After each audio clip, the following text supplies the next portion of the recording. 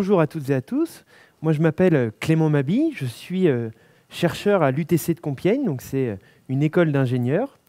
Et moi, je suis donc dans leur laboratoire de sciences humaines et je m'intéresse en fait aux relations entre numérique et démocratie. Et moi, la question qui me porte, que j'essaye de creuser, c'est d'essayer de comprendre en fait en quoi le développement des technologies numériques, en quoi le développement de tous ces nouveaux services qu'on connaît à travers nos smartphones, nos ordinateurs, qu'est-ce que ça change dans notre rapport à l'intérêt général? Est-ce que finalement, dans la fabrication du vivre ensemble, il y a quelque chose de nouveau? Et c'est ce que je vais essayer donc de discuter avec vous, parce que le point de départ de tout ça, ce qu'on se rend compte, c'est que le numérique, c'est bien plus qu'une question d'outils. Progressivement, on se rend compte que c'est une véritable culture qui est en train de se développer dans notre société, une culture qui est porteuse de ses propres valeurs, de ses propres représentations, de ses propres imaginaires. On associe maintenant le numérique au développement de la transparence, de la participation, de la collaboration, et toutes ces inventions font de plus en plus levier d'innovation sociale. On dit levier d'innovation parce que ça permet de faire de nouvelles choses, dans le champ du social.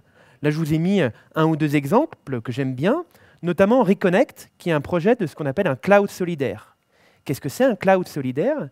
C'est un cloud, donc un dispositif où on peut déposer des fichiers en ligne, qui est mis à disposition des SDF à l'entrée d'un gymnase à Paris le soir, pour qu'ils puissent avoir leur propre espace en ligne, déposer des papiers d'identité, mener à bien des démarches, accompagnés par une équipe de médiateurs. Je vous ai pris un second exemple, un outil qui s'appelle Covon. C'est via une application mobile sur une tablette, et c'est à destination des associations qui accompagnent les migrants, ça a été notamment testé à Calais, et par un système de géolocalisation, on permet à deux personnes qui ne parlent pas la même langue de se situer sur une carte, de choisir un outil de traduction automatique et de pouvoir entrer en dialogue, de créer des nouvelles formes de liens sociaux. Donc moi, ce qui va m'intéresser, c'est de regarder comment la technologie crée du lien, comment la technologie crée du vivre ensemble. Et partant de ce constat, que la technologie est en capacité, si on le souhaite, si on le cherche, de créer du vivre ensemble, j'essaie de m'interroger sur en quoi cette capacité transforme notre rapport à la démocratie et transforme notre rapport à l'intérêt général. Parce que parmi tous ces nouveaux services, on se rend compte qu'il y en a un certain nombre, proposés notamment par ceux qu'on appelle les GAFAM, vous connaissez tous les fameux Google, Amazon, Facebook et Microsoft, qui du coup proposent un certain nombre de services qui touchent aux questions d'intérêt général. Je vous ai mis quelques exemples. Un des plus connus, c'est le Safety Check de Facebook.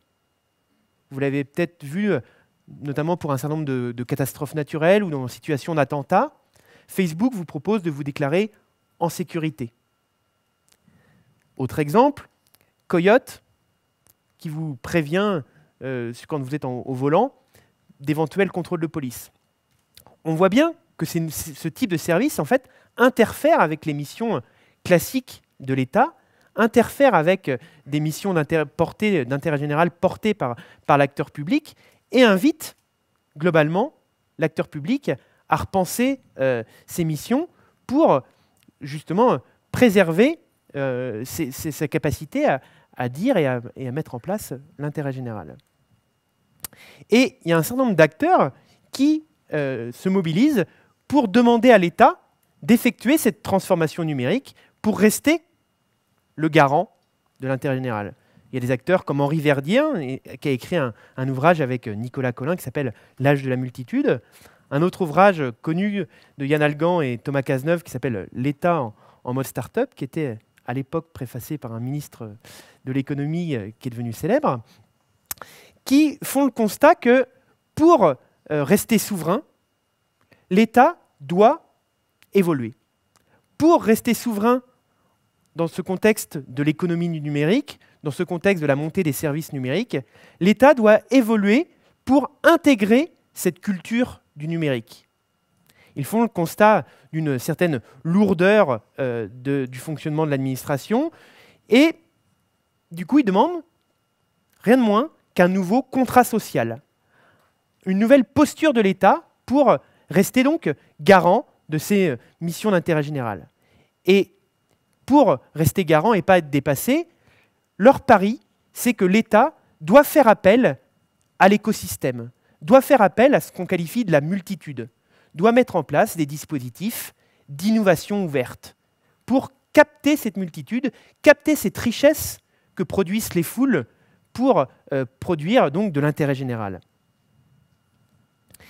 Et pourquoi ça a pris? Pourquoi ça a rencontré de l'écho dans l'administration? Eh bien parce que ça a rencontré aussi un vieux serpent de mer de l'administration, une passion française pour la réforme, pour la simplification de l'action publique, pour la simplification de l'administration. Et on s'est dit au sein de l'administration que peut-être la transformation numérique allait être une nouvelle opportunité pour faire mieux avec moins. Et le concept qui est né pour nourrir un peu cette réforme, c'est ce qu'on appelle l'État plateforme. Qu'est-ce que c'est que l'État plateforme? C'est donc cette nouvelle posture où l'État est à la fois souverain, il défend un certain nombre de prérogatives, la sécurité, la justice, et il propose des services publics via le numérique adaptés à l'ergonomie en fait, qu'on connaît en environnement numérique. Pour le dire autrement, on a le passage d'un État qui fait lui-même à un État qui fait faire. Et son rôle dans cet écosystème, où l'État donc fait faire des services, c'est d'être le garant de l'intérêt général. C'est être le garant qu'un certain nombre de conditions sont remplies par les acteurs qui vont collaborer avec l'État pour co-construire les services publics.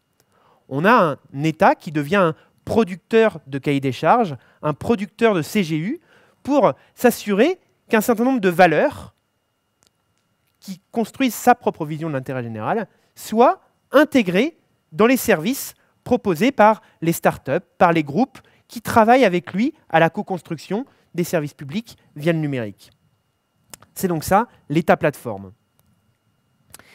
Par quoi ça passe, l'État plateforme? Ça passe par un numérique d'État. Et un certain nombre de services, peut-être celui que vous connaissez le mieux, c'est évidemment la French Tech. On a l'ANSSI qui est la sécurité informatique. On a le CNUM qui produit des notes et des orientations stratégiques.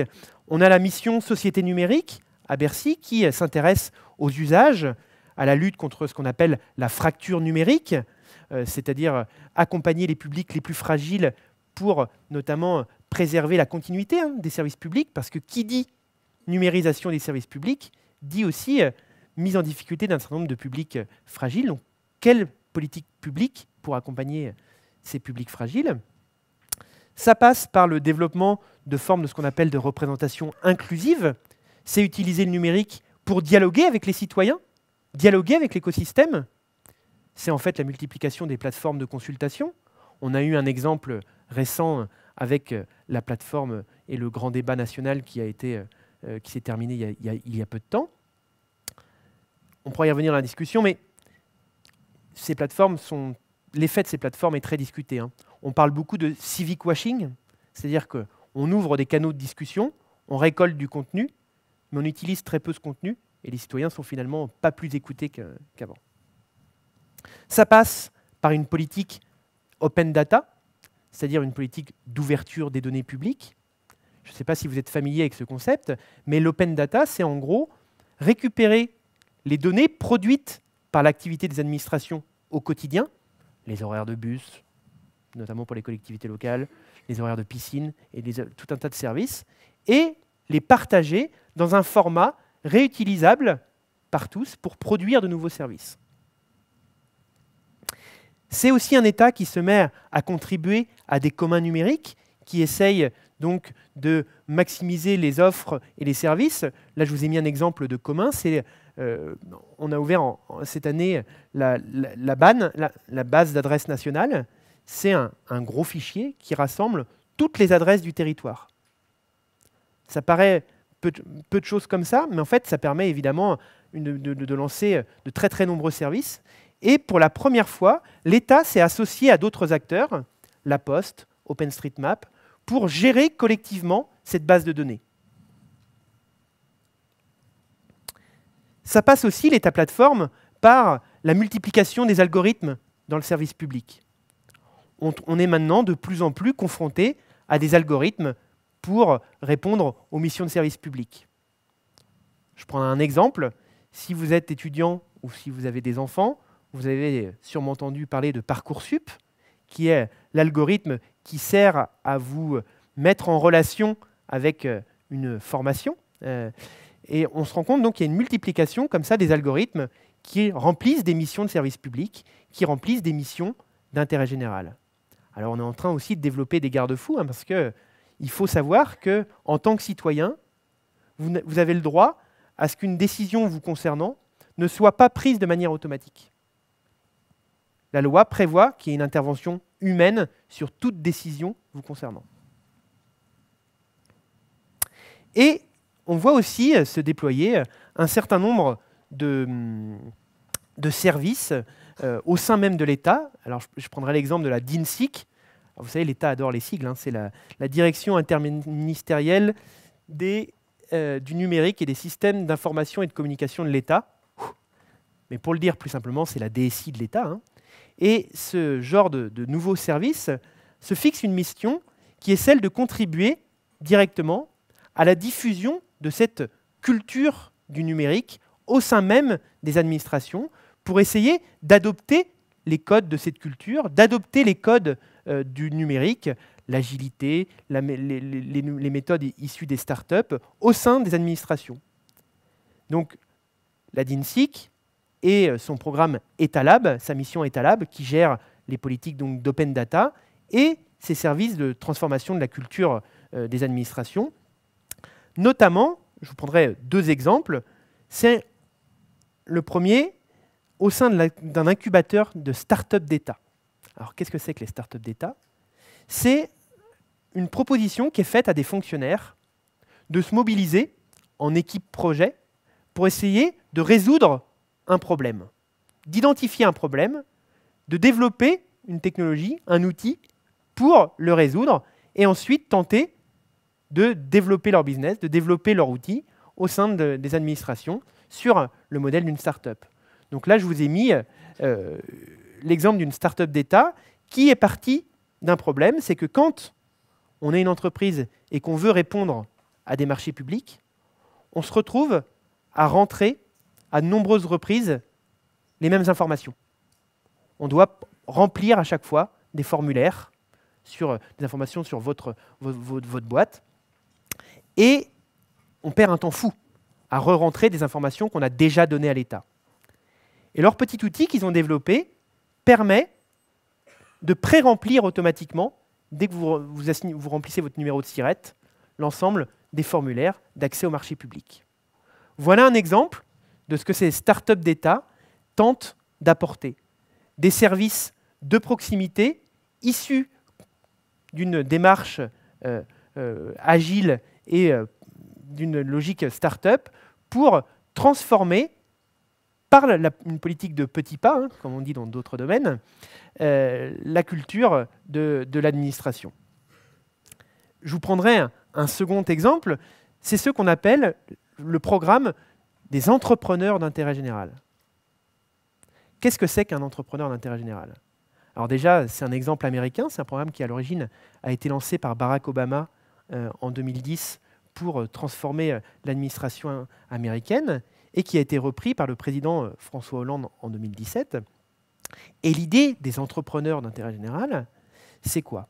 C'est de demander aux administrations de proposer des défis, de proposer des missions et de proposer ensuite à des entrepreneurs de relever ces défis. L'idée, c'est d'attirer des profils du numérique, des data scientists, des développeurs, dans l'administration pour relever ces défis. L'objectif est double, résoudre des problèmes et en même temps diffuser cette fameuse culture du numérique. Et donc, avec ces programmes, il y a maintenant de très nombreuses administrations qui ont pu, il y a eu 3 promotions qui se sont succédées, qui ont pu accueillir en leur sein ces entrepreneurs et qui ont pu donc s'initier à la culture des données, s'initier à la culture de la méthode projet pour transformer leur culture du numérique. Je vous ai mis quelques exemples de défis. Donc, typiquement, le ministère de l'Intérieur a proposé un défi qui s'appelle Carrefour pour aider les réfugiés dans leur démarche en développant une plateforme d'information adaptée à la diversité culturelle. L'idée du projet Carrefour, c'est, avec des développeurs et un data scientist, de proposer un outil pour faciliter l'accès multilangue. Open Chronic, c'est au ministère de la Santé, des data scientists qui ont travaillé à une meilleure gestion des dossiers personnels médicaux individualisés et à la protection de la vie privée.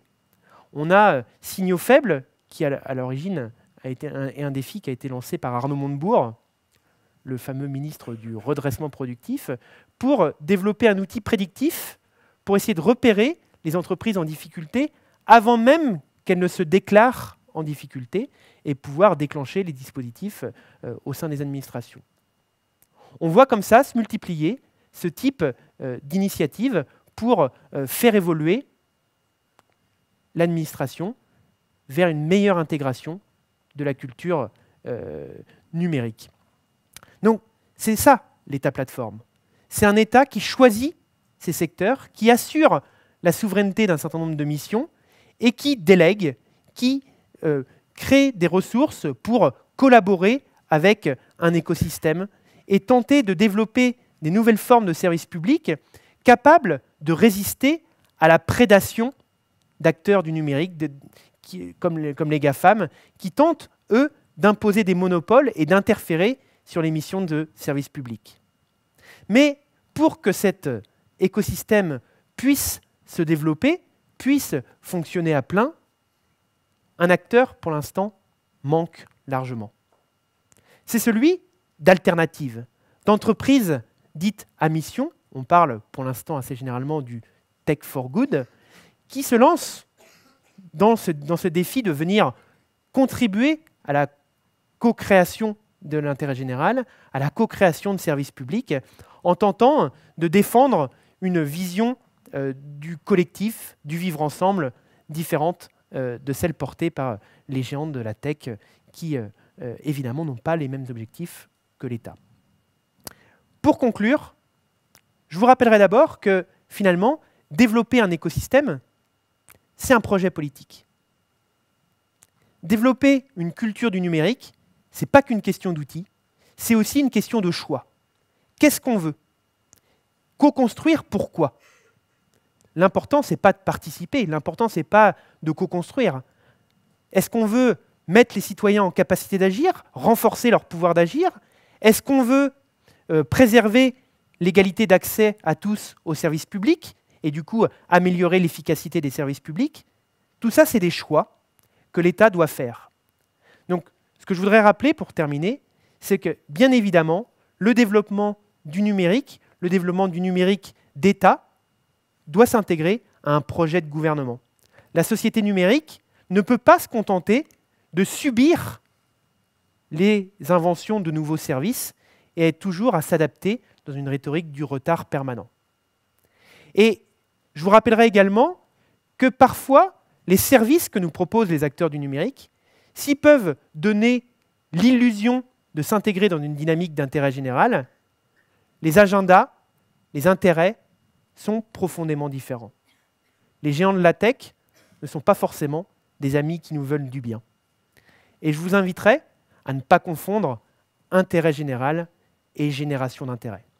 Merci beaucoup.